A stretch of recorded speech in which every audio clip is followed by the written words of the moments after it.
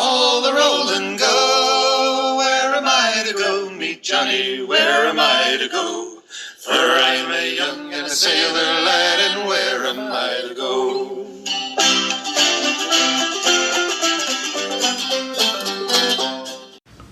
Hello, and welcome to Where Am I to Go podcast.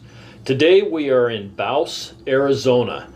I'm sure that there's probably not many people that have heard of this place. It's kind of just a little wide spot in the road, really. Not a real big population, about 35 miles from Parker, maybe 45 miles or 50 miles, something like that, north of Quartzsite. It's a cool little old town, and there's so much history here. When we were driving through, they had a little museum. Decided to pull in and take a look, and I was really quite impressed with the museum, being a small museum, other than it's really quite large. We'll explain that here in a little bit. But it encompasses a ghost town by the name of Swansea, and there was also military base here for World War II, along with a top secret weapon that was being developed. And there's just so much history, and this place is really just so cool that I asked if I could do a podcast. I ended up showing up today, and I've got three hosts here with me. I've got John, I've got Pat, and I've got Renee. They are all going to talk to us about the history of this place and some of the things that happened. And I think it's going to be quite interesting because they're quite knowledgeable about what's going on, and we are going to learn. So welcome to Where Am I to Go podcast, John, Pat, and Renee. Thank you. I appreciate that. Now, when I said the museum is small but quite large, you got a museum that's actually probably, 1,000 square feet. But as you're driving through town, on the main road, there is another section that the Chamber of Commerce and the museum work together on that has two military tanks. It has a 6x6. It has another military truck. It has a whole bunch of stones with history of the military base. Then you cross the road and you go another probably eighth of a mile into another parking lot that has a whole bunch more history of the area. I can't remember what was on that side. I drove through the military side this morning, and last time I was here is when I drove through the other side. But it's spread out. All their history is here, but spread out. Yep, we developed that rest stop in early 2000, and it's a display of just artifacts and history of Bouse with the mining, our railroad depot, and just a menagerie. And our Chamber of Commerce sponsored that with help from the county, La Paz County, and we got a long-term lease from the A&C Railroad with help of the county, and we host 2 swap meets, first and third Fridays of every month through the winter season, and it's become so popular that we run out of sites. We have 40 vendor sites, and we fill those up, plus our veggie vendor. So wow. We get folks stopping there daily at both of those sites, the memorial site and the rest stop. It's well visited. That is really cool. Yeah, because it is impressive when you're driving along and you see all of a sudden the tank and the 6x6 and all that sitting out there. You almost have to turn around to come back and take a look. A lot of folks do that. and then you have all your plaque displays. You've got probably 10 different plaque displays talking about the. Might be 12. 12. And yeah, they represent each of the companies that served during World War II out at what we call Camp Bouse. Okay. In 43 and 44, 1943, 1944. And they were training with a light. It was a 13 million candlewatt power carbon arc light that was actually developed during World War I by the British. Okay. 13 million candlewatt power, yes. So what was, and this was a top secret weapon at the time. We were just reading a little blurb in there in one of the books saying that one of the guys went home and told his wife about this 13 million candlewatt deal, and they ended up, the FBI arrested him and thrown in jail for life. Yeah. He went to Fort Leavenworth for the remainder of the war. Wow. It was that top secret. Did he ever get out, or was he in there forever?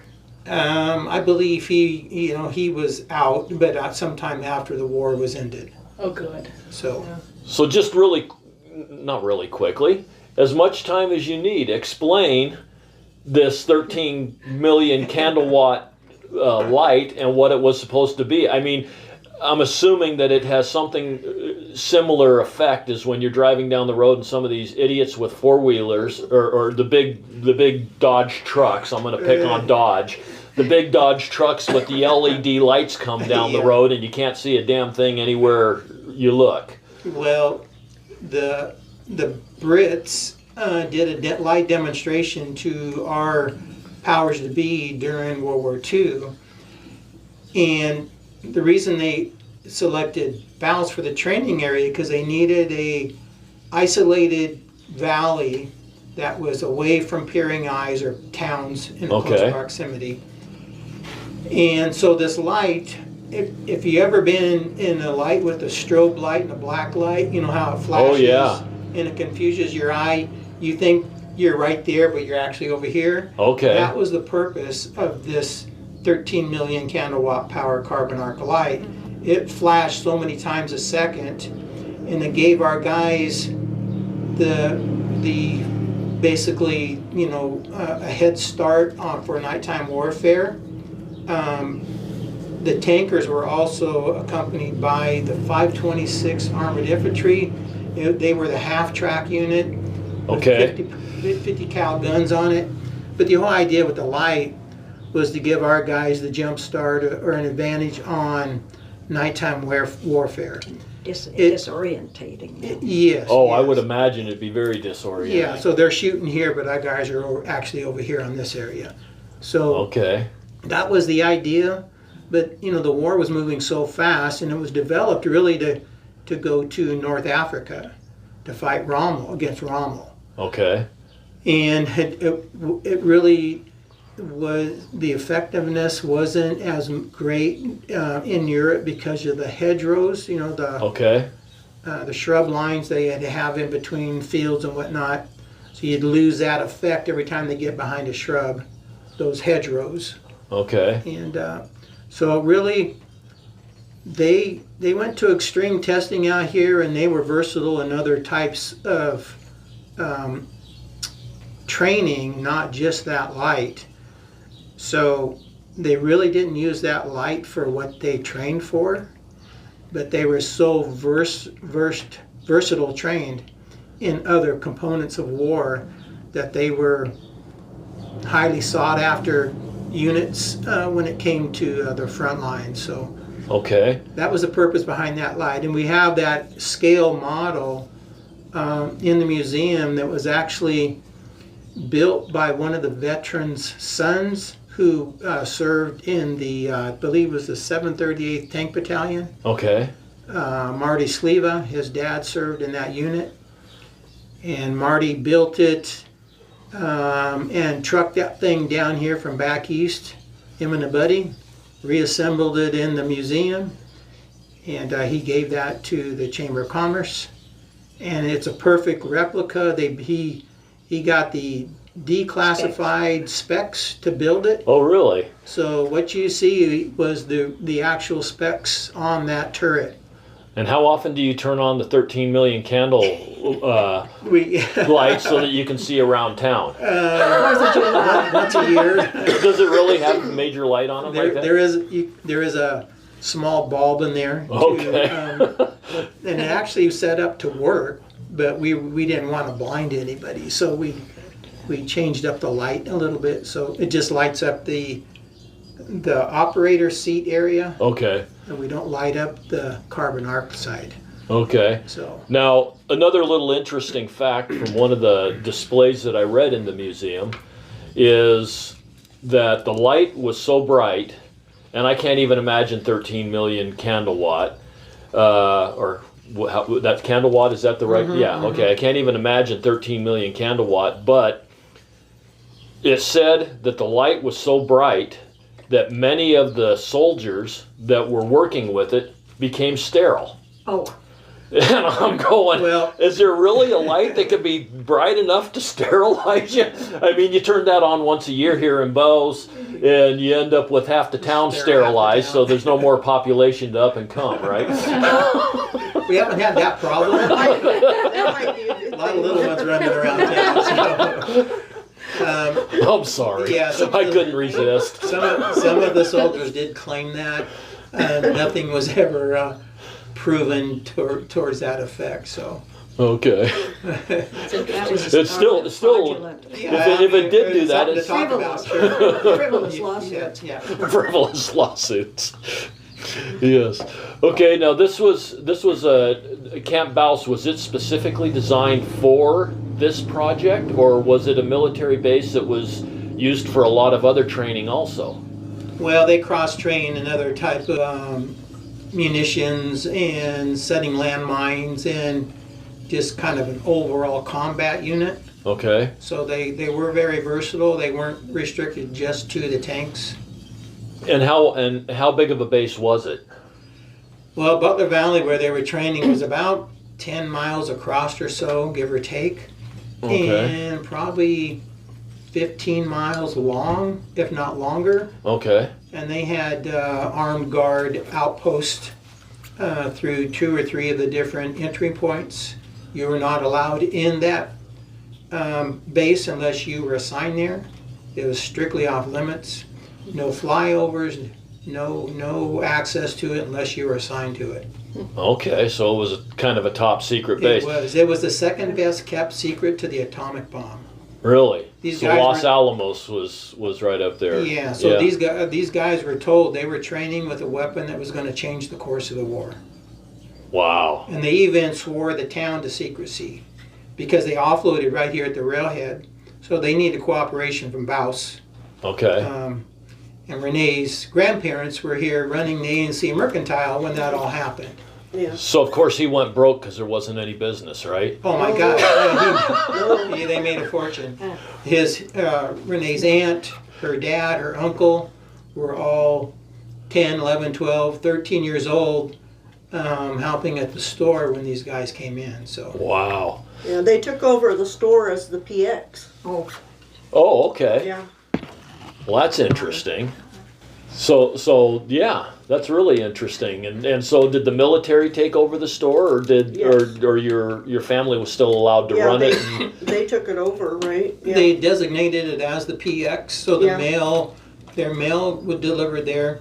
The family still ran it, but they designated it the official PX for the base. so they ran it more as a government contract, Like a commissary, yeah. Yeah, so Yeah. so it was more of a government contract that they had versus a free enterprise store. I don't know how else to term that. Yeah, Yeah, and I we don't don't know really probably know. the very specifics of it. Right. Something along those lines. Huh. I'm sure there was an agreement. And I'm sure it didn't hurt them at all as far as the agreement Oh, no, goes. no. So, and how long was the base in operation? Very short lifespan. It was about 10 months, 43 to 44. Oh, really? So, yeah, it was, they wanted to get these guys trained and over there on the front lines. So it was pretty much a tent city out there at Camp Bouse, or did they have There was- a lot of regular structures? I know we drove around out there. You can still go out there and Yeah. see some We do foundations three, and right, some we of do that. we sponsor 3 tours a year. Okay. Our chamber does, and guided tours, and we share stories from those veterans that actually came back in those early years for the dedication we do here at the monument site. Okay. And so there's concrete slabs, there's rock line walkways. Right. Most of the structures were tent canvas, but some of them had wooden wall sides with a canvas top. Okay. The hospital area was probably a little more building-like, permanent structures.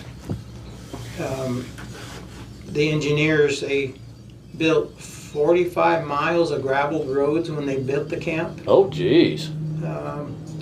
They detoured a whole company hospital from the East Coast that was going to get on a ship to go to England, and they put them on a railhead, and they ended up here in Bouse because they needed a full station hospital to treat these soldiers when they were practicing, and they were practicing with live ammo.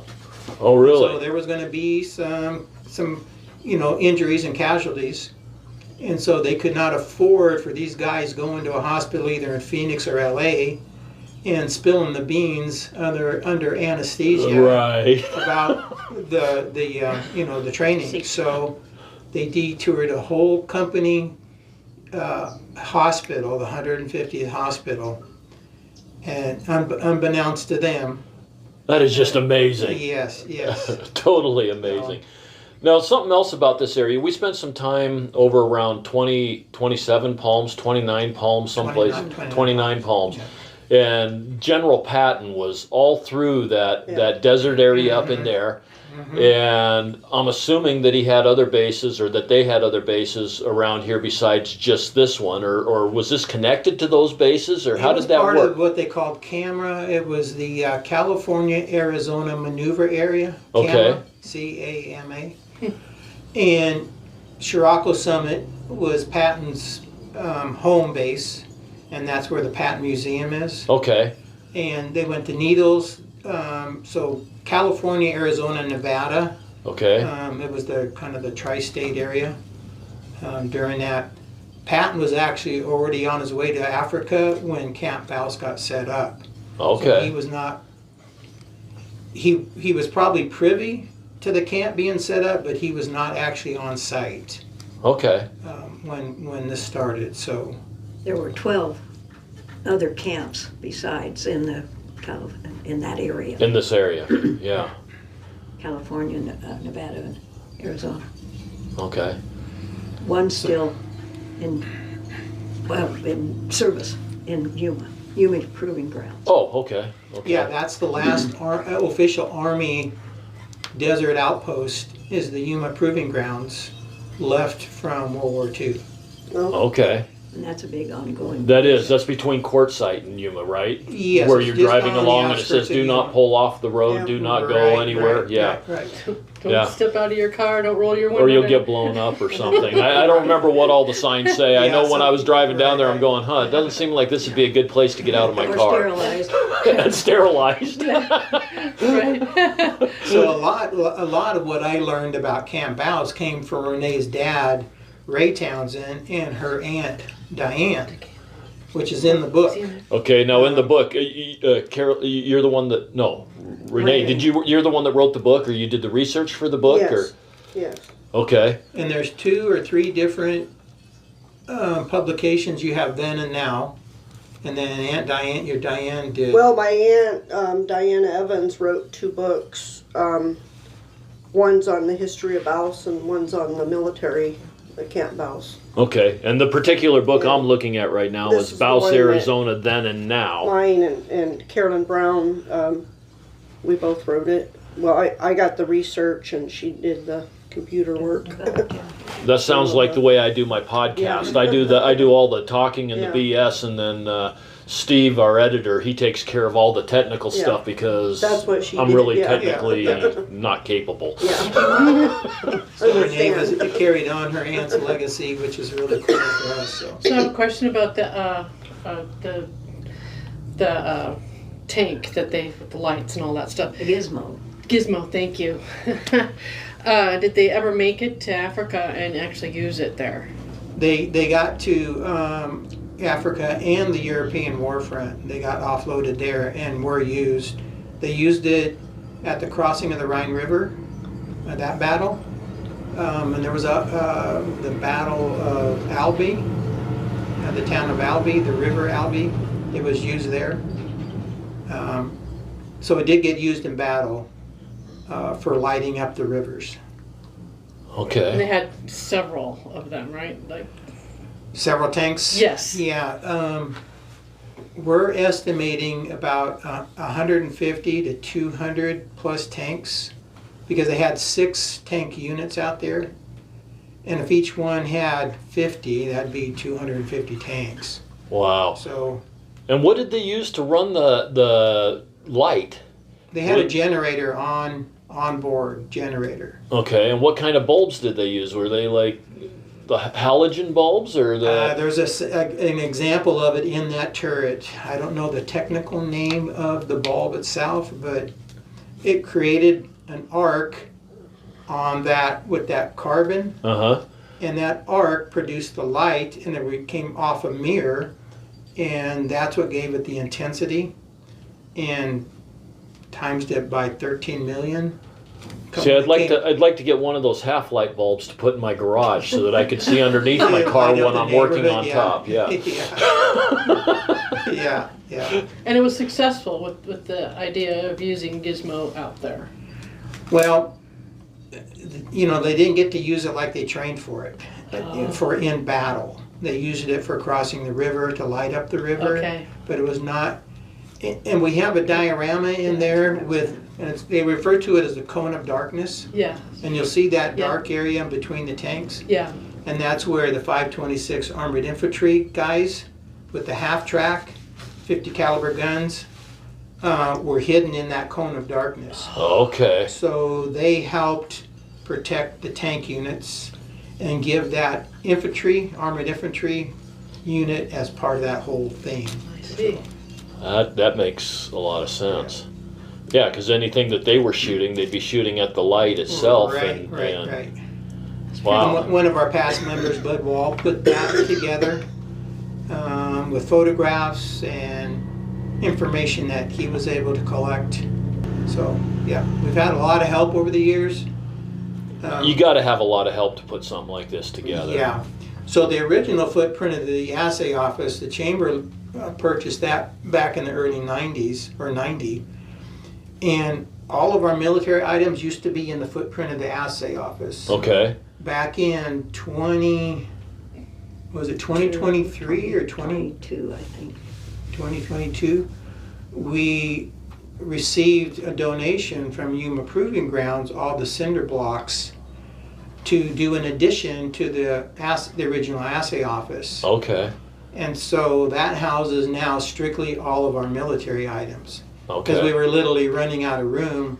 Everything military-wise was in that little front corner by that window as you come in the door to the right. That turret used to sit right there. Oh, really? Oh. That's not a very big building. You've only got, what, 600, 700 square feet in that initial building? In the original assay office, yeah. So wow.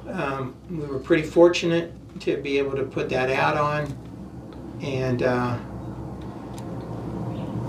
just designate that as our military side of the museum.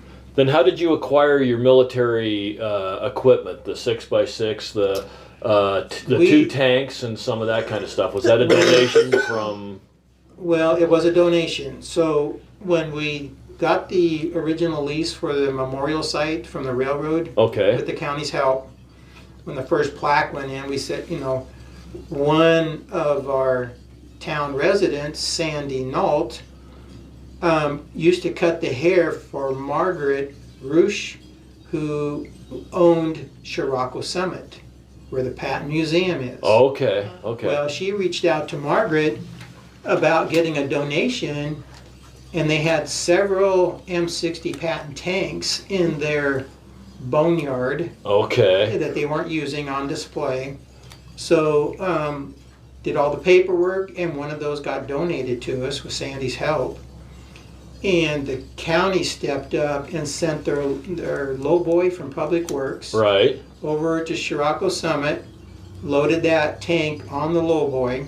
It didn't have any tracks on it, so they got it on the lowboy, and we offloaded it here to become our first display item at the memorial site. And Yuma Proving Grounds just happened to have a set of tracks for that exact M60. So they donated a set of tracks. A couple of us guys hooked up our trailers, went down to Yuma, loaded one set of tracks on each trailer, and brought them back. Wow. And so we got the chamber put in, and we got put on a donation list from the Department of Military Equipment. And so once we were on that, and we had our site, they would reach out to us or send us a list. Hey, here's a list of items that we can donate to you if you're interested in, you know, whatever it was. They had buses, they had trucks, they had office equipment, no matter what it was. And so the second tank, which is a 109 self-propelled howitzer, that came from the armory in Santa Fe, New Mexico. Okay. So we got invited to go down there and look at a whole line of these self-propelled howitzers they had. And my wife and I went and decided, yeah, I mean, they all look pretty nice. We said, okay, we pointed at one and said, okay. So when it showed up, it still had the batteries in it, had everything in it. Really? And so as part of the requirement, we had to demilitarize both tanks, the M60 and the howitzer. Wow. So were you able to take the machine guns home and ditch them in your closet so you could just go? Yeah, there's a guard in the front gate. Yeah. Wow. So one of the local ranchers brought his one of his boom trucks over. We had to pull the engine out of the self-propelled howitzer. Oh, really? They made you pull the engine? We had to demilitarize it. That meant, we had to make the barrel and the breech unusable on both cannons. I would so understand they're both full that. of concrete. Yeah. Oh, really? And the firing pins have been removed. All the hatches have been welded. Wow, I didn't know you had to go to that kind of an We- extreme we- to we do that. did, and they had to be signed off. And so I believe it was Bill Heidner. He was the curator at the Yuma Proving Grounds. Him and I think the company commander came down. Crawled all over him, walked around him, certified him. They were militarized. It was a lot of fun actually doing that. Oh, sure. I got to go in both tanks, and the operator had to be down in the nose on that M60. So he had to rotate the turret 180 degrees to get down into that seat and then bring it back around, Oh, wow. because there was a piece of equipment in there they needed out of there. So Really? I was the one that got volunteered to do that.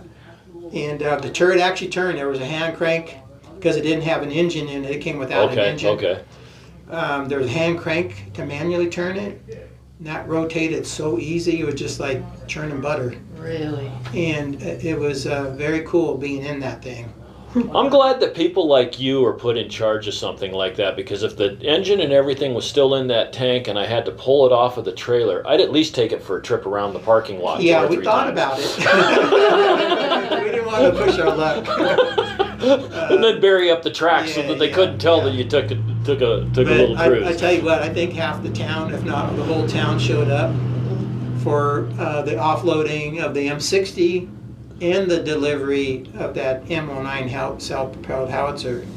One of our local farmers, Rock Kramer, who used to have Vicksburg Farms, donated one of his trucks to go to New Mexico to bring that self-propelled howitzer back. Okay. So we've had a lot of friends, a lot of help. That's cool. And when you say the whole town showed up, what's the population of the town? 600 people? Oh, no.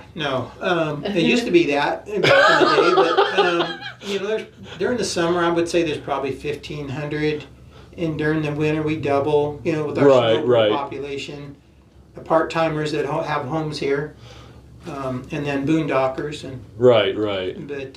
But just regular people. Just living regular- year-round. regular year-round people. We're probably in the neighborhood, Pat, when you say 1,500. I would say. I think Maybe a little more, I think because the we last census we went just over 2,000. So, Oh, Oh, yeah. okay. yeah. Oh, Yeah. Well, But so maybe that I was misspoke. in It had a 2 in it, but That was in Could have been 96 and 12. 97 when the monument site got started. Okay. And Diane Renee's aunt, was crucial in picking this site, because a group called the Clampers, E. Clampus Vitus, Okay. they're a group of historians, and they go mostly on the western states. And they would put up these plaques for gold gold towns, abandoned Right. gold mines and whatnot. And they were doing military plaques designated, over there in Needles and Vidale and across that desert going to Chirocco Summit and to 29 Palms. Okay. Well, one of, I think it was the 526 Armored Infantry, the AIB, they wanted to do a plaque for their company who trained out here at Camp Bouse. Well, a group of them guys came out. They got with Diane because they knew she was the local historian and lived here growing up when the guys were here.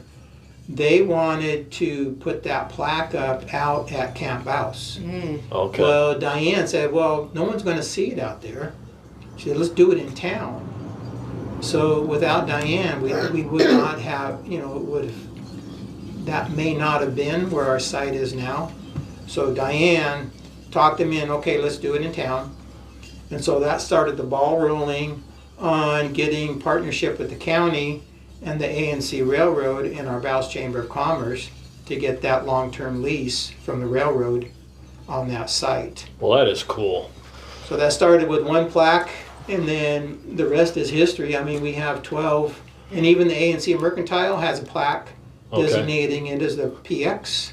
Okay. 8-Ball, the camp mascot, was a burro out there. Now, I need to hear the story about the burro. He's got his own plaque. Yes, and it's kind of an interesting little plaque. There's more to this story than just him being the camp mascot. So let's hear the story. Well, when the military came in and designated, okay, this is our valley, this is going to be our training area. Well, there was a lot of old-time miners out there, and they didn't not want to give up their gold claims for any military or for anybody, period. Right. So they didn't want any peering eyes around their training. So, a few well-placed mortar shells over their claim, the miners got the idea, hey, let's get out of here right now. Well, one of those miners abandoned one of his pack burros, and that burro one day wandered into camp, and the soldiers adopted him and named him 8-Ball. Okay. And so they'd ride him all around camp. They had got a few photos of some of the guys with 8-Ball. They fed him a lot of warm beer. So he hawed all through camp. Well, he had pretty much free reign of the whole camp. Okay. So that's kind of an Arizona thing. The donkeys or whatever have free reign of a lot of things. Go to Oltman. Yeah. we go out to the Bill Williams River, and it's in the backyard of Camp Bouse, and the burros are up and down that whole river on those old farms. Right. And some of them have wandered back into Butler Valley to Camp Bouse. Okay. And I like to think they're 8-Ball's descendants. There you go. So anyway, 8-Ball having pretty much free reign of the camp, and if you can imagine the hospital and nurses, so there was 9 nurses and 5,000 GIs at any given time out there. They had to put those nurses' quarters under armed guard. So they had a fence, a barbed wire fence, Constantine wire, whatever it was, around the nurses' quarters with the armed guard posted at the entrance. Well, either the armed guard left his post or let 8-Ball through the gate, not giving it a second thought. Well, 8-Ball went over to the clothesline where the nurses had their undergarments drying out on the line. And 8-Ball took a liking to the head nurse's undergarments and ate them off the clothesline. That's funny. So she came in and saw what was going on and yelled bloody murder and yelled to her base commander, which Pete Henson, one of our veterans, believes that the nurse and the company commander had a relationship like hot lips and No. Oh, And so could not. the commander felt obligated to do something, so he went over and gut shot poor old 8-Ball. No. And told his soldiers to drag him off base. He didn't deserve a proper burial. And so our GIs put 8-Ball out of his misery and drug him off.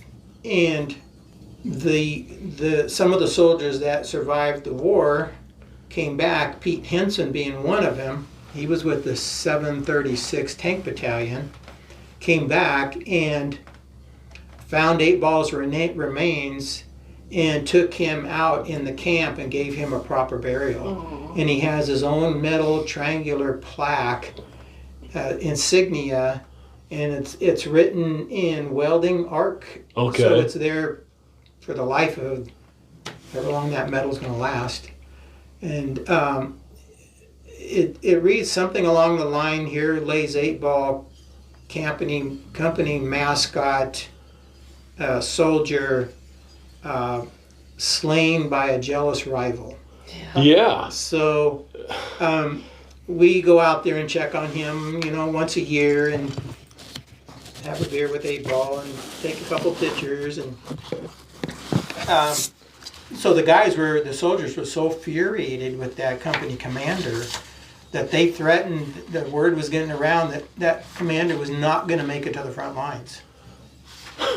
And so they shipped him out, that officer out, ahead of the whole Camp Bouse being, torn down and sent to the front lines. They shipped him out ahead to another whole part of the war. So he was nowhere around these GIs when they got there. Well, there goes his relationship Yeah. with the nurse. Yeah. He kind of ruined a lot of things, didn't he? The nurses' names are still in the slab, the concrete slab, out there at camp, and that's one of the sites we visit on our tour, and I share that story, and everyone always enjoys the story. So that's the story of 8-Ball. Okay. And this is a fictionalized. A fictionalized story.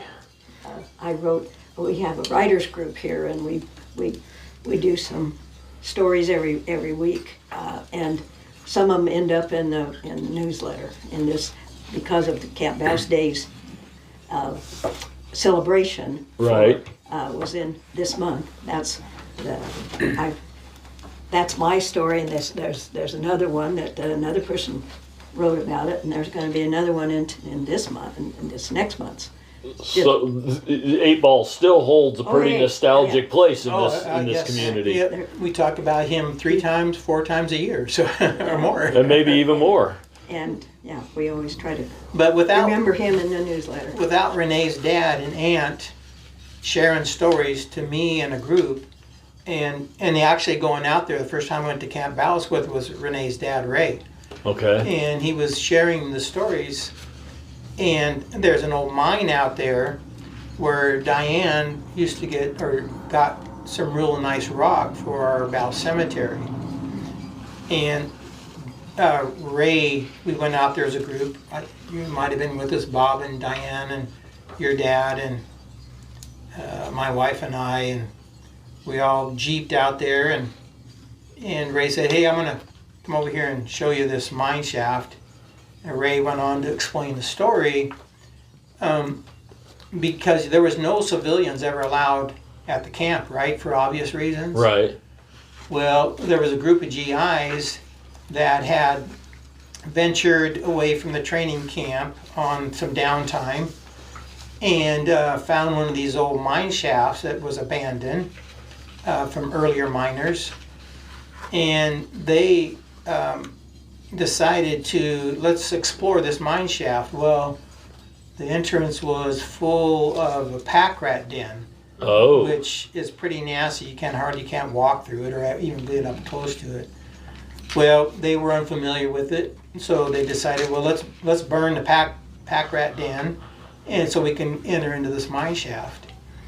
And so they did, and there was 3 soldiers. 2 of them went inside, 1 stayed out. And the one outside, it was quite a while later, he started getting worried, hollering into the mine shaft, no response. And so, well, that soldier went back to camp, got his company officer. They went back up there and tried to enter the mine shaft. They couldn't do it. So Renee's grandpa, Mr. Townsend Sr., was one of the local miners who also had the ANC Mercantile. He was a constable. And constable too. So they reached out to Mr. Townsend to see if he had, if he could enter this mine shaft to see if they could retrieve or locate the soldiers. And Mr. Townsend brought his 2 sons, John and Ray. Ray being Renee's dad. Okay. And so Mr. Townsend got in there and realized, I can't get in there far enough. So then they sent to Phoenix for proper gear to get in that mine shaft. They retrieved the 2 soldiers. They were both dead. And so Ray and his brother and his dad were the 3 only civilians ever to enter Camp Bouse and be able to come back out. So Ray shared that story with me and took me to that mine shaft. And it was just one of those feelings and experiences it's hard to explain. Right. Unless you're there firsthand and see and just get the feel of it. And so I was sharing that story on one of our tours in those early years, and we would have 20 to 30 vehicles, 50 to 60 or more people, and some of those veterans who trained out there were coming back every year for the dedication that we do in February. And so that was at our lunch break of sharing that story. So we all packed up into our vehicles, get ready to go to the next tour stop, and one of the veterans came up to me, introduced himself, and he was the captain of the engineer company, and that was his 2 soldiers, and that was him. Oh, wow. That tried to recover.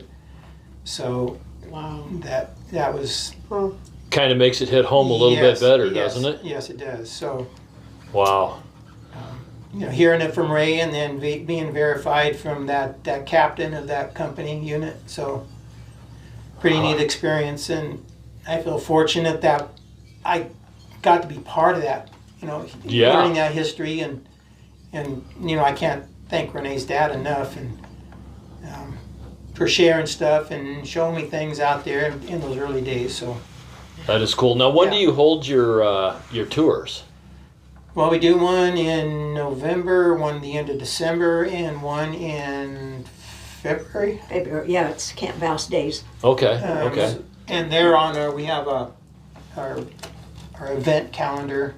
So somebody that's wintering down here, like if I come back next year, I need to get hooked up with the Yeah, you get on the list because days we restrict it. It's reservations only. Okay. So we restrict how many vehicles we take out there because we want to leave a very small footprint. Right. And we do a safety briefing. We do breakfast at the community park to get everybody there.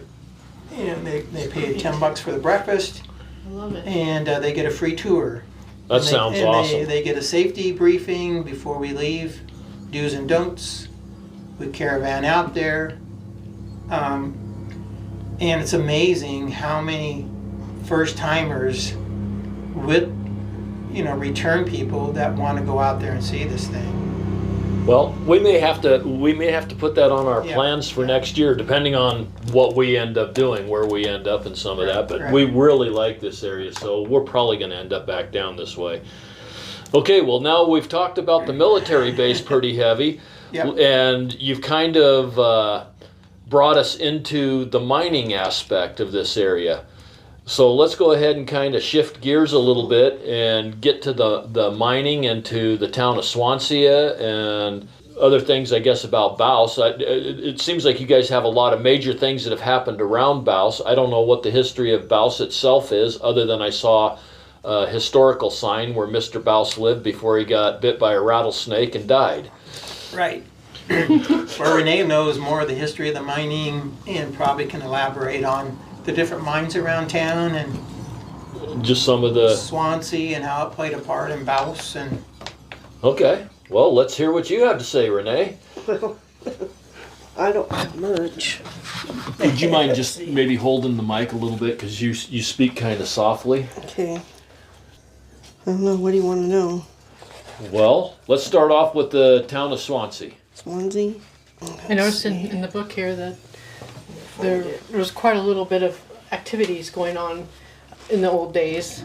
They had lots of buildings and lots of things for people to go to, and it was right in We the, haven't- in the early days, Yeah. the Bouse site was actually on this side of the railroad tracks, the main Oh, part okay. of town. There was some on the other side, but the majority was on this side. Okay. yeah, And then we drove on out to the fort basic site, you know, where the great big pool, I don't know what that pool thing was. It was Oh, a the great big concrete reservoir that the That engineers reservoir. built. Yeah. We Yeah. were kind of out in that area and walked Yeah. around and then Yeah. drove back in through Yeah. a little bit, but we haven't made it to Swansea yet, and that's where we were actually going to go, but somehow or another we got detoured when it said Camp Bouse. So, Well, Renee's family had several mines in the area. Her grandpa, her Aunt Diane and brothers, they grew up in the mining. They actually started out at Lincoln Ranch on the Bill Williams River. okay. And so there's a Diana May mine. What was the mine your dad took us to that he had? Was it the Blackbird? Not the Blackbird. The thing that amazes me about all these mines, okay, what is it that possesses somebody to walk across country, especially like this, when it's 115 degrees, they're out walking across this country, and I hate to say it, but it all kind of looks the same. I mean, you know, you got these rocks and these rocks and these rocks, but what makes a person look at a place and say, you know, I think I really want to find gold underneath this big old pile of boulders and start digging in a place that looks like you're never going. It doesn't look to me like you could dig a grave in some of this. I'm on that same page, but those miners, and they were like their own geologists, right? I mean, they knew the stratospheres and the different rock alignments and where to best find whatever precious minerals they were after. Yeah, And they were some hardy souls. I know. We go to some of these old mine camps and these old mill sites and these old claims, and we're thinking, gosh, how did they do it Yeah. in summer? How? And Renee's aunt, dad, and uncle and her grandparents, there's still some remnants of one of their first mine sites on the Bill Williams River, and we go out there from time to time, and it's just so amazing what these guys went through. Yeah, there's a lot of quartz in this area, right. and gold. Gold Hangs in follows quartz. quartz, yeah. Yeah, so you see quartz everywhere and you Yeah, decide then this you- is the hole. You start digging. I mean, once you get underground, it's got to be cooler, Cooler, in the summer, but it's a still. matter of trying to get through that first 6, 10, 12 feet Oh my- to where yeah. I mean, they used dynamite. They used a lot of, and they would bring their samples here to the assay office, which was kind of cool. right. This was the sample. It was built in what I think 1902ish, 1904, somewhere in that Yeah, range. I think 04. And Swansea was a copper and gold mine, but basically copper mining. Okay. And from Swansea, England, And it got Wales. Swansea, Wales. Okay. That's where they shipped it. Oh. They the shipped ore, it all the the way. ore. They shipped the ore over They there. used to put it on Bill boats Williams River. down the Bill Williams River on flood events. So they Then didn't. they So they built- didn't. They didn't crush it and take the copper or whatever out here. They shipped all of the ore. They semi-milled it out there Wow. and separated. They had an oven Uh-huh. out there A kiln? A kiln. Okay. And then they built the railroad grade going out to Swansea, and I think that was like 1909. Well, Is yeah, the kiln Swansea, still out there? Swansea was 1908 to 1909, Yeah, and Is the kiln still part out of it there? is still there. Is yes. it? Mhm. We've been to some kilns in Ely, Nevada, It's huge. and some This other thing is places. huge. Those are just fascinating Yes. structures. We love driving around, and the state parks deemed it a state historical site. good. So I think there's places you can camp. They have signage and information, and they have a caretaker out there, and they've done some restoration. Okay. First time I went out there was with Renee and her dad. It was one of our first trips out in the desert. Was to Swansea. Well, so where did they get the wood to turn to charcoal to? Well, that's what they used the kilns for, was to take the wood to turn it to charcoal so that they'd get enough heat out of the charcoal in order to smelt the I don't know if they brought a minerals lot out. of it in by ship or railroad, but they took a lot of wood out of the desert too. There was a lot of ironwood Palo Verde, Okay. and it burns hot. Okay. So, Now another question. I know that the saguaros are protected. right. What was the state of the saguaros? And I know that you've got some Joshua trees around here and some of that too, don't you? No. Or maybe Joshuas that's don't- more. Maybe yeah, that's they don't further. come Higher down this up. south. But Yeah. what was the military's attitudes towards the saguaros and stuff? Did they pretty much in the military say base that- area just trash everything, or No, they actually landscaped around them. oh, did they? And some of those, the remnants of that is still there on some of our tour stops. Okay. They use those Well- as landscaping for the front of their company. Yeah, they shot a lot of the saguaros. They used it in target Yeah. practice. They used it for that's what I was target practice, wondering. yes. Well, and then the of course a tank could have all Yeah. kinds of fun. You know, hey, let's go Yeah. run this thing over. But I figured there was maybe a lot of disregard for Yeah. some of the territory as a military base. It's but- amazing how quickly, though, the desert has recouped out there. Yeah. A lot of tank tracks are still there. You know, the footprint's still there. But Mother Nature has repaired itself. It's after how many years? Since 43? Well, the saguaros Yeah. don't grow real fast either. No, they but don't. but when you're out there, it looks like you said, you know, that there's a lot of them there, and maybe they Mhm. worked around them. Yeah, we've lost a lot of saguaros, the larger ones in town here and out in the desert, just with the drought that, The last couple of years. yeah, the last but, couple of years. Huh. So what year was Swansea, Renee? Swansea, the mining community of Swansea was in full operation before 1908. 1909, investors purchased the Signal and Clara copper mines at Swansea. The major growth of Bouse began when the 21-mile Arizona and Swansea Railroad north from Bouse was completed. And it said the Swansea and Planet mines had closed by 1930. And that's all I can find right now. Can't find it. Well, Swansea, what kind of population did it have? Do you know that? It had a full town Oh, site yeah. out there. They actually had a Ford I have dealership out 10,000. there. They had a Oh, Ford can't Ford dealership. dealership. Wow. Yeah. Let's see. That's incredible. Yeah. This But mining the town shack went is till- from there, isn't it? Our miner shack right here Uh-huh. actually came from Swansea. Oh, Okay. Okay. And the population then must have been 2,000, 3,000 No, people? I think it was up to 10. Up to 10,000 people? I'm fairly sure. Wow. That's impressive. It was huge. It was, Yeah. yeah. Yeah. Lots Okay. of miners. Because when you go out there, you think, where?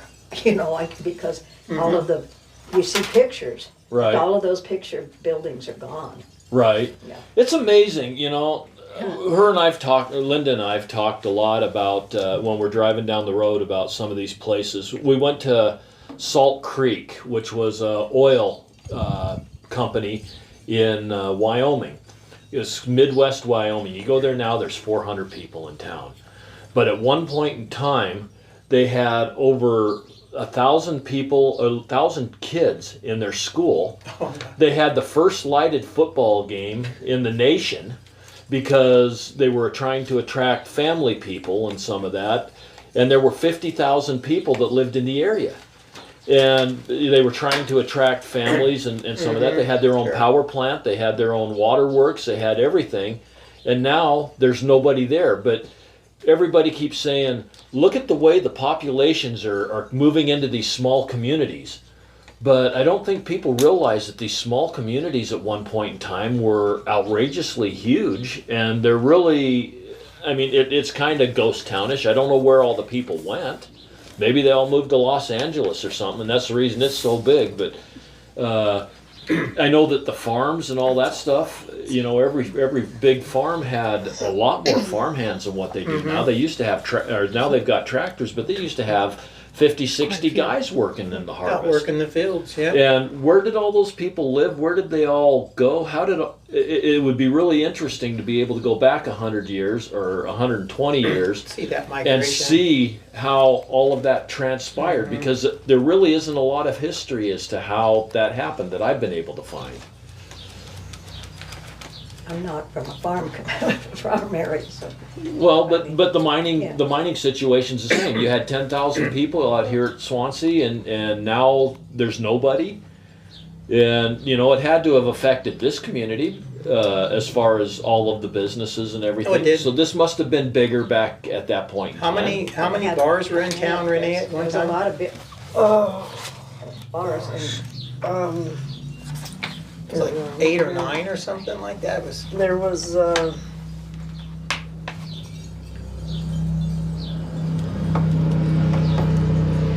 several motels.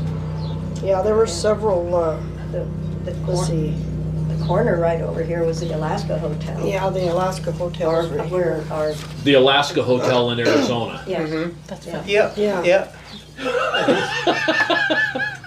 It makes you think cool thoughts. Yes, it does. And that was before air conditioning, right? And the foundation is still there. We have a photo of it in the museum Uh-huh. of the hotel. Wow. That's a very cool. Yeah, there were several bars and hotels. Winter's Hotel, the Burke Hotel, Alaska Hotel.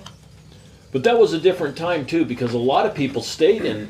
I mean, the people that were moving or going from place to place, or people that may have been working out there in the mine or something. A lot of those people stayed in the hotels, and then travel also wasn't quite as fast. So you would have had the hotel set up for stage stops or whatever else because And with the railroad coming through. and the railroad, yeah. Yeah, I'm sure a lot of those miners, speculators brought their families with them. Yeah. They had to have a place. And Right. There was the Brayton Saloon, the Oak Bar, Franklin's Place, Jack's Place. Hackrat Saloon. That was newer. People's Saloon. There was Tokens. The Bouse Tokens has And what were Bouse the on Pulse it. tokens for drinks for or? drinks, Yeah. yeah. I think we Wow. have one in the museum. Yeah. Yeah, I saw one Yeah. in there. Yeah.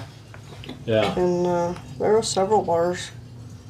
And Brayton Commercial Company, Worley Mercantile Company, Johnson's Cash Store, And it's just interesting when you drive through. Well, A&C Mercantile Company. There's just a lot of businesses, lots Yeah. of Yeah, the things Bouse. to go do and see, and Well, Bouse kind of started at 1904 and boomed pretty good, but by 1910 it was pretty much done. and what was it? What You was know. it? What was the claim to fame for Bouse? Just Well, that it was mine- close to the mine. Mining. It was mining and Mining and, and railroad. matter of fact, the streets of Bouse over here, you got Worley and Winters and Greenwood and all them. They're all miners' names, Okay. when they name the streets. we have Little Butte out in our area, and that was a mine. Yeah, that's a mine out there, yeah. Now, are most of these And, mines now shut down and sealed off, or are people still working a lot of them, or are a lot of them still open and people sneak back into them and People get have, there's trapped? Or? some big corporations that have claims on them, Okay. but there's none Yeah. of them are in operation. They have signage, some have fencing.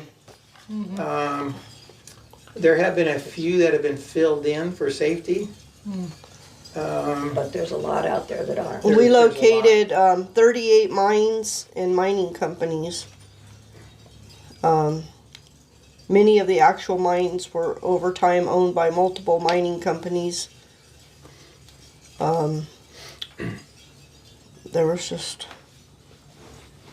there's like a whole bunch of them right there. Wow. Yeah. A whole list of them here in Yeah. the book. Yeah, the last mining operation that I've seen when I first came 20 years ago was not too far from where I live. And it had a lot of structures and a lot of metal junk sitting Right. around, or an old Arasta, several like silos. And we used to ride, the ATVs out there and goof around and see if we could find anything. But all of that's been reclaimed. People have taken it away from the desert Huh. to some of it I see over at Siloam's, like those those like silo things Uh-huh. that were, I don't know what, iron, I don't know what steel, what they were made out of, but now they're artwork. Right. Rusted artwork. Yeah, You know, those are pretty cool yeah, over there. Yeah. And that used to be, over here, Oh, just that was over off here. off of Yellowbird Drive, Okay. or Yellowbird Road and La Posa Road out in that area. Interesting. Yeah. Yeah, it's just, I don't go out much anymore, but also in that area, there's an airstrip out there. Some from the Army being here, there's rocked walkways where they camped, and one of them had, you could see COMMSECT, which I assumed was communication section, Oh. and creosote bushes that were built high. It was just almost lost. You wouldn't see it in. I'm a rock look.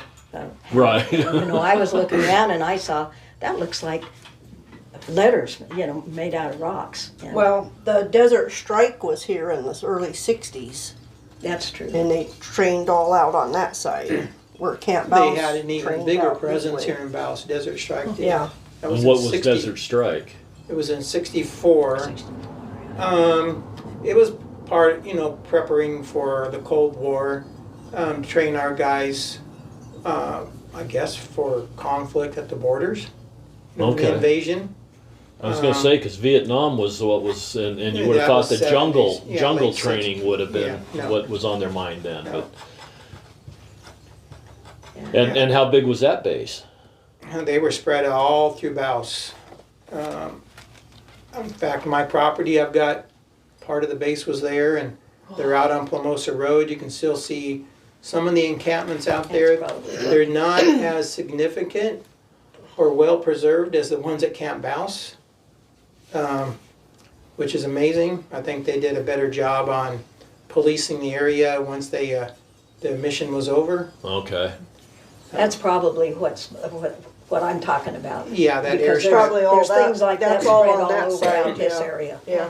Yeah. There used to be telephone line out there a few years back, I remember, in my time. And that's the airstrip they used Yeah. for all that practice bombing, scraping they Yeah. did on the other side of the There pond. was so many people here that our store, and there was a little restaurant on the side of it, they ran out of food, and my mom's family from Blythe had to bring food over.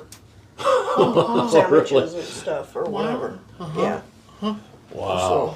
So is your But- family still is your family still in the store business here, or is that No. all history? No, we sold it in 777. The Okay. 7th month, 7th day in 1977. Wow. 777. Yeah, Diane always said, yeah. Yeah. But, So you were still young when it was sold. yes. Yeah. And it operated until, Oh. gosh, how many years ago has it been closed now? 4 or 5 years ago. Yeah. Yeah. The gal had it. Wasn't the Kemps bought it from your, Yes. and then it went to Belkey, was it? Well, yeah, it's all in here. And then Rhonda had it. Yeah, several then- people had it. It got sold to the current owner, and it was closed down right at or prior to the current owner having it, Huh. Yeah. because he never opened it. No, he never opened it. All these small stores in these little towns all are having a struggle now. And this was, Well- everything pretty much was original in it, including the bullet holes in the ceiling. Wow. So the Bouse Post Office started as the Brayton Post Office. This used to be Brayton, then it got changed to Bouse. Okay. And And it got changed to Bouse because of Mr. Bouse. yeah, the Yeah, name but on That was a the mistake. Yeah. name Oh, that on was a mistake. the name of the Brayton Post Office was changed to the Bouse Post Office on the 22nd of January 1907 and has remained Bouse ever since.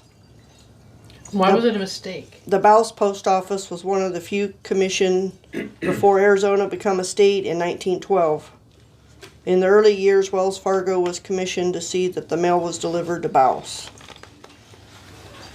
Well, the application that was sent in for the post office, whoever received it, Prescott or Phoenix, whoever it went to, changed the name, the application name to Bouse, because that was the applicant's name. Oh, And so they put it Bouse, and so, I think there's a lot of towns that have had that unfortunate experience of having their name changed. Yeah.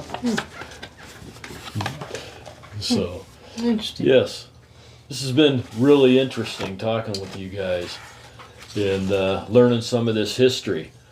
So I think I'm going to go ahead and wind down, unless there's some other things that you can think of that We would need to be know. of interest or that we need to know. Your museum is open Wednesday, through Thursday Saturday. through Saturday from, I think we used to be 10 to 2, now it's 10 to 3. okay, And Wednesday's been, or Sunday's been dropped off.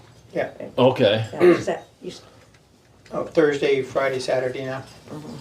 Oh yeah, here it Not is. Wednesday. I mean, When the Sunday. community of Sunday's been Brayton dropped. submitted their application for a post office to the United States Postal Service, the application form was returned by the government with Brayton crossed out and Bouse written in red ink. And the Bouse post office name was changed to Bouse on the 22nd January 1907. Wow. And Thomas Bouse, the man whom the community of Bouse was named. Thomas Bouse was a rancher and a part-time prospector. He arrived in the region from Missouri around 1889. He originally established a butcher shop in Harrisburg, Arizona in 1892 and ran it until 1902 when he moved to Bouse. Thomas homesteaded 320 acres and built a home. Railroad construction began 2 years later, and he decided he could make some fast money selling his well, the railroad right-of-way, and some mining claims. He built a 2-story house with many bedrooms for guests. He dug a well and erected a concrete reservoir for the storage water. He built a windmill to supply the water for his family, garden, and for stagecoach animals. Wow. About And he Thomas died of a Bouse. rattlesnake bite. Yes. That's the thing that gets me. But Thomas was killed by a rattlesnake the 12th of July, 1929, and is buried at the Bouse Cemetery. so anyway, as we continue on with closing this down, this is an excellent area for sightseeing, for exploring maybe old mine sites. Rock hounding, For side rock by hounding. sides. Yeah, side by side area. There's miles and miles and miles of area to We got, go yeah, side by side. discovered. But if you are in the area, you need to stop at the museum. You need to stop in the little rest area out there in front and take a look at some of the plaques. They're pretty interesting. And Another thing of interest is our booster hall, which is the community center where town meetings are held and so forth. right, Is built of cinder blocks, and all of them are painted with people's names on them and illustrations. I mean, beautiful artwork in there. And it's a that's big, on the inside or the outside? Inside. inside of the room where the meetings Okay. and everything are held, and food is served in there, and club meetings, a bingo. Now is that open to You the should public? It Or? is. $20 a block, and you get whatever artwork you want painted on it. You kind of pay the artist, and that's how they help raise some, monies for their funds. And Well, we're It's- going to have to stop and take a look at It's some pictures of wonderful to that go one. in there and just walk around and look at. Read the because, blocks. I mean, some artists, there's some good artwork in there. Wow. Yeah, Well, I mean- we're going to have to do that too. Yeah. And yeah, so there's lots to do in the area. The museum is a cool little museum. And there's, like I said, we haven't been to Swansea yet, but it's a lot of area to explore and things to do. we have just a very active Chamber of Commerce. And our current president, Harley Krudoff, he's been president now for 4 years? Well, 5 this years? is fifth year. Fifth year? Yeah. Wow. He's a go-getter, and he gets us all energized. And That's awesome. we Everything. put all our money right back into the community on upgrades. Well, it's so cool that you got a community. So Yeah. many places don't have community anymore. Yeah, You guys have dances and stuff or They live do, music? they and, do. You know, we have our Colors, light community music, park. yeah. Our community park, we use it all the time. We put money back into that park system. We do, the chamber does. Yes. We may have to come back and hang out in this area Yeah. a little Yeah. bit next winter, just because it sounds like you guys have kind of a Fun kick things to butt do. thing going on. And There's a VFW open here. There's a American Legion. American Legion. This tells you everything that's here. your There's a- newsletter. Yeah. There's all the phone numbers and Keep there's that a, as a guide. there's a You guys- calendar. This calendar tells you of Okay. all the dinners or whatever. And, Very Now, cool. do you have a website also? and then this tells you We don't- everything about we don't Bouse. I keep just it up couldn't find anymore. it at the moment. Right. I can see it's I got lots of wasn't prepared. information in there. Yeah, Yeah. That's really nicely You know. set up. yeah. I like it. It's done professionally. She's did books before and knew what she was doing. Very good. Yeah. Well, this sounds like a fun community. It really does. Well, it's all volunteers. Yeah, Yeah. but you guys are working together. So Right. many Right. communities. I mean, Yeah. this has been a big beef of mine. We live in a little community that has no history. And what I mean by that is there was a lady that wrote a history book from the beginning of the town to 1920. And other than that, we're the county seat, and we were the county seat for 4 counties, but they have broke 4 other counties out of it. But our community at one point in time was really gung ho, good community, busy community. And now we don't even have a stinking museum. We have nothing in this community, and the chamber tries to get people to come together, and they have music in the park, and 15 people show up.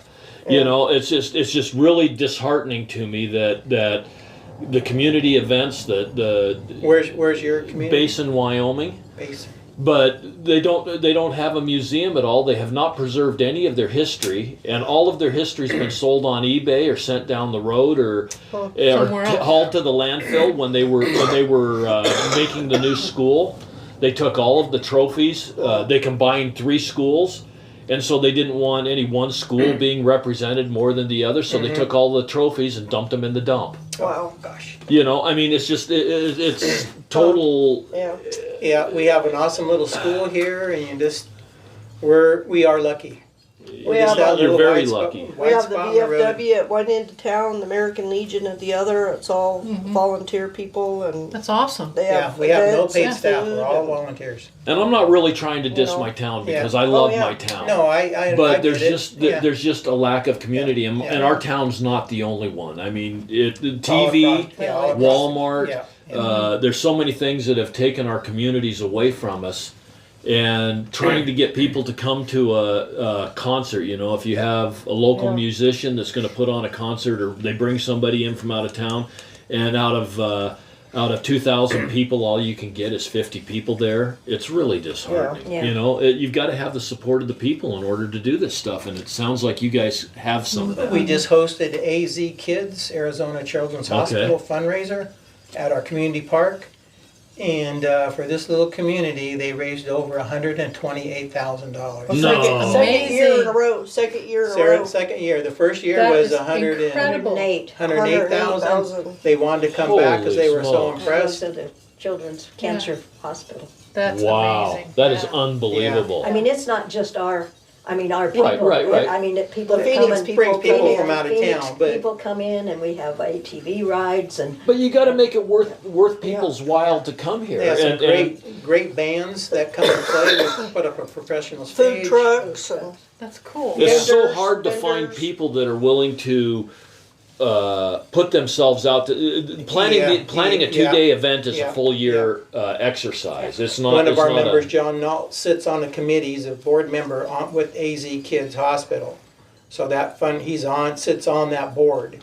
So there's a group of them, and that's awesome. they put it together and made it work. It was an awesome event. That is so cool. Yes, that they've is. had it in other cities too. They take this fundraiser, and I think we're the only one that they've come back to. well, we because- have more room than any of the other people. Yeah. And we, You know, the Our vast community room park's for huge. And people can camp in the desert Yeah, that's anywhere. right. I was Right. going to say Desert. you've got boondocking Yeah. You got everywhere. RV Yeah. parks and whatever, you know. Right. And the thing is, I don't know what your So- RV parks are here in this area, but I know where we're staying back at Salome, those RV parks are way reasonable. You can't afford to they're- live at home. They're for, cheaper here than Sloan. You I can't. would You can't say. afford. Really? Like Yeah. what? $200 a month? Yeah, 2 or 3, whatever. I don't Between know. 2 or 3. You know? Yeah. Where can you live for With full hook- $200 a full month hookups, yeah. with full Yeah. hookups? Yeah. You know, Yeah. it's just, and the weather is unbelievable. So, anyway, I'm gonna quit bragging up Yeah. on you guys because you guys have it. Well, So anyway, I always Got an finish out my appointment, podcasts. I want to thank you guys for all showing up and for talking with us. This has been good. And I close out my podcast by saying the world is full of wonder. And there is a lot of wonderful things to look at and explore around here. People need to get out and explore, make community, make things fun, and have a good time. And everybody have an absolutely wonder-filled day. thank you. Thank you.